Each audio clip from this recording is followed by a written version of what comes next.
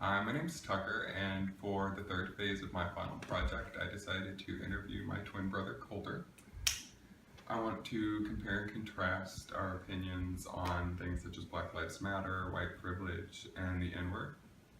Taking into consideration that we were raised the same way, also taking into consideration that I, as a communications major, have taken African communication classes, and Colter, as a poli-sci major, is not. Can you give a description of the town and high school in which we were raised?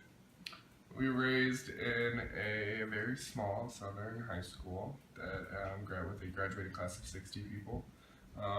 We grew up in a very rural area, kind of in the middle of a cornfield.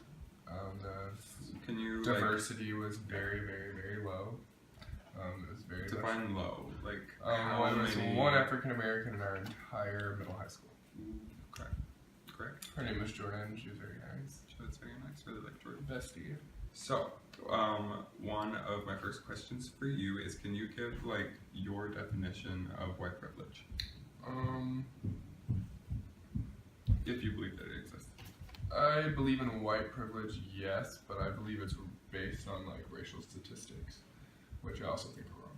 White privilege, or white skin privilege, is a term for societal privileges that benefit people identified as white in Western countries beyond what is commonly experienced by non-white people under the same social, political, or economic circumstances. So basically one of the things that I learned in my African Comm class was that an example of white privilege is the privilege to not believe in white privilege. As a white person, you don't have to believe in white privilege. The statistics for a black,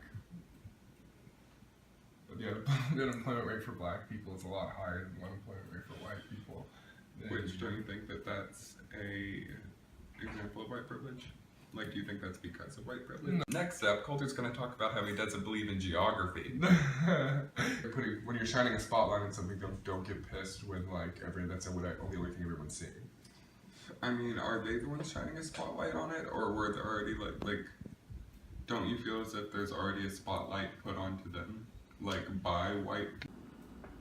Colter's getting a little frustrated because all of his opinions are wrong. You black people are so hard to get.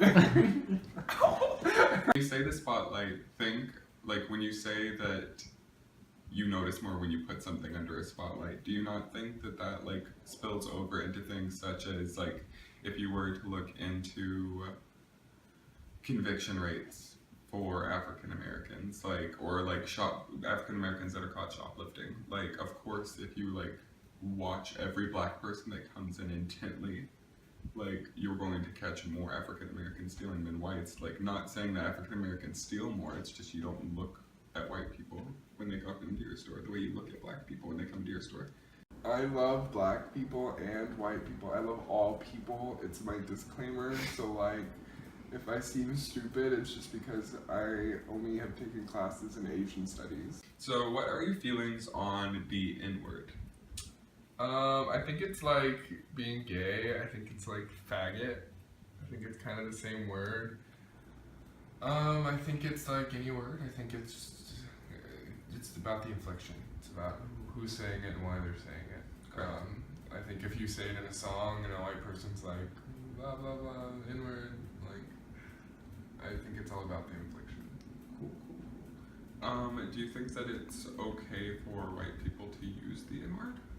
I think by saying no, I think that just gives the word like more power. Like, yeah, like Voldemort. Yeah, I said that in class. What the heck? Yeah. It's nothing. Would you say that the N-word has nothing to do with you because you're white? Correct. So like you kind of just don't have any stake in the game. Yes.